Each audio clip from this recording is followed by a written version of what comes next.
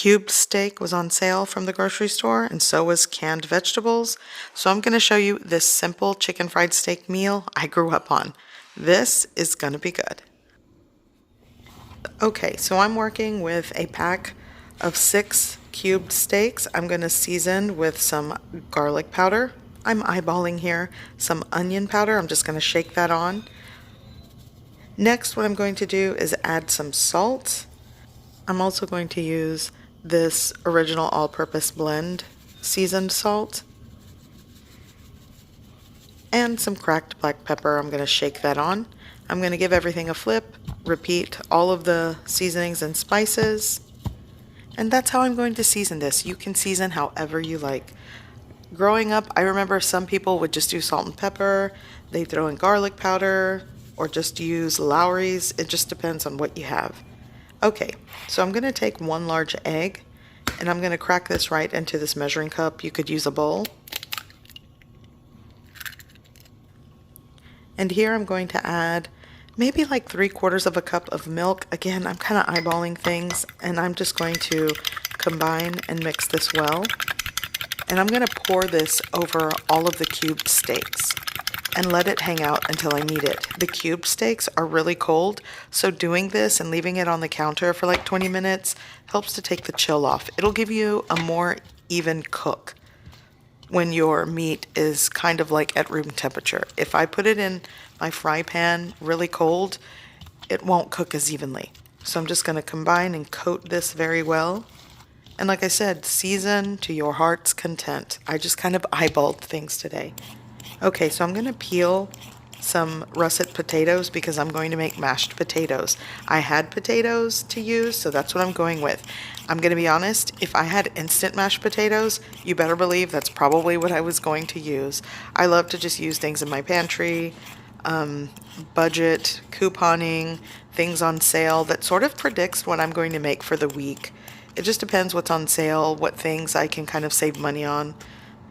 And that's just kind of how we grew up in our household. So I've already chopped the potatoes into chunks, and I'm going to fill the water about a 1/2 inch over the chopped potatoes and onto the stove.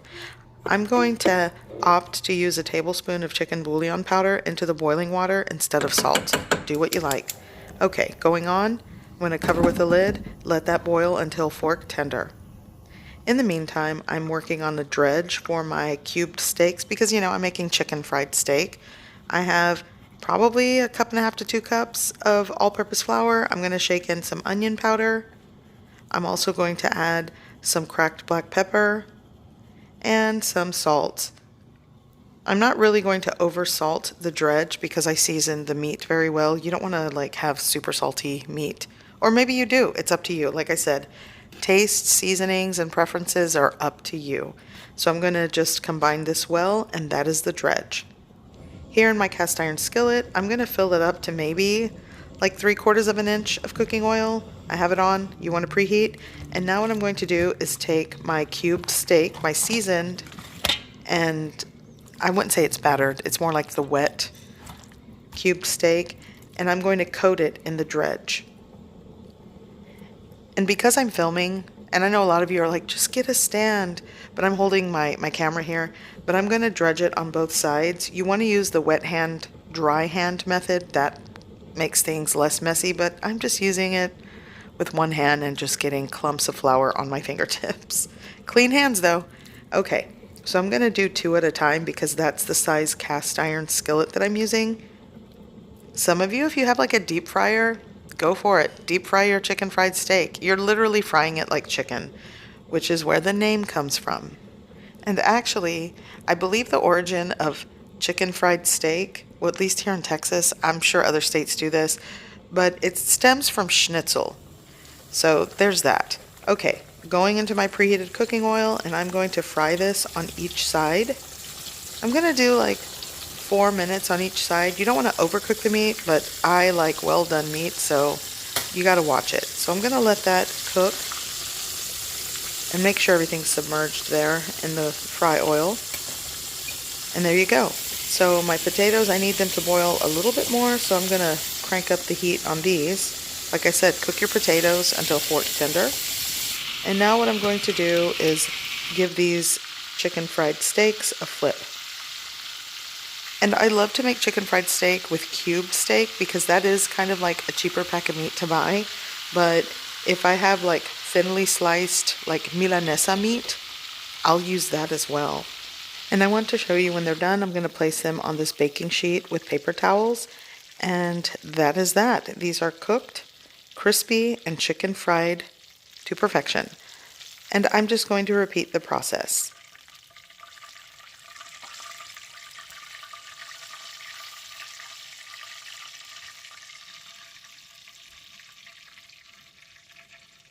I also want to mention, if you prep the chicken fried steaks or the cube steaks and you dredge them and let them hang out for 10 minutes, it will lessen any residual flour that gets left behind in the cooking oil or the fry oil, and it kind of keeps it cleaner. But this is real life. I'm just trying to get dinner on the table, so things are going fast. So I've drained my potatoes, but I did leave some of the liquid, the boiling liquid, because it has that chicken bouillon flavor. And what I'm going to do is add 5 tablespoons of butter. The butter is cold, so I have the heat on to let it melt. I'm also going to add some whole milk into the mix. And truly, mashed potatoes are just so easy to make. A little milk, butter, salt, pepper, and you're good to go. If you want fancy mashed potatoes, just elevate it with maybe some sour cream or heavy cream. It all works. I'm going to add salt to taste. And I already have the pepper, and that's it. Mashed, you can make them even creamier, but I don't know, I like them kind of homey and rustic and in a hurry. Especially, like I said, we're hungry, I'm trying to get dinner on the table. So I'm gonna fry these last cubed steaks, and dinner is almost ready. And you can see that I kind of scraped out some of that burnt flour that stayed at the bottom of the cast iron skillet. You know, it happens. Okay, a small bite for me. And making a small piece lets me check, kind of like the seasoning and salt. It's perfect in my opinion. I also purchased some French cut style green beans in the can. They were on sale and I went with it. And like I said, make your chicken fried steak dinner fancy, use fresh green beans, but this is what I'm working with. So I'm taking some of that fry oil and putting it in a smaller pan because I'm going to make a cream style gravy that goes great with this. Again, this is how we did it growing up. So I'm going to add it to coat the bottom, and now some of that leftover dredge that has salt and onion powder in it going right into the pan to make a roux. And I'm working with like a medium-low heat, and I'm going to cook the flour and combine it with the fry oil, the seasoned fry oil that we fried the cubed steak in. So I probably added like 6 tablespoons or so.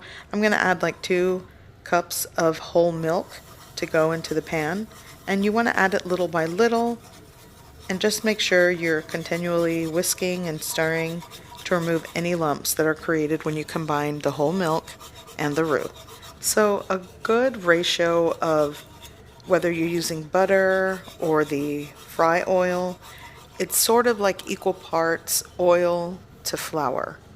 So if you add 6 tablespoons of fry oil, 6 tablespoons of all-purpose flour, and you add room temperature to cold milk until it comes together. And I'm just going to add salt to taste. And I love lots of pepper in my cream style gravy. Give it a mix, and you'll want to gently simmer until it has thickened. You don't want it super thick, enough to coat your spoon. So right here is where I want it. So I'm going to shut off the heat, and this gravy is done to ladle over your potatoes and chicken fried steak. Put it on the side for dunking. It all works, and it's really good. So now it's time to serve a plate. Dinner's done. We're ready to eat, and let me show you. This is pretty much what the chicken fried steak and 2 sides looks like. My green beans, and I seasoned them with butter and lemon pepper and salt. Very simple. You make canned greens however you like. Sometimes I like to add some bacon drippings and pieces into the mix with onion. It's so good. Okay, so dinner is ready. Time to make everyone plates, and this is what it looks like. You could do side salad, you could do dinner rolls, it all works, but this is dinner, and it's fork tender.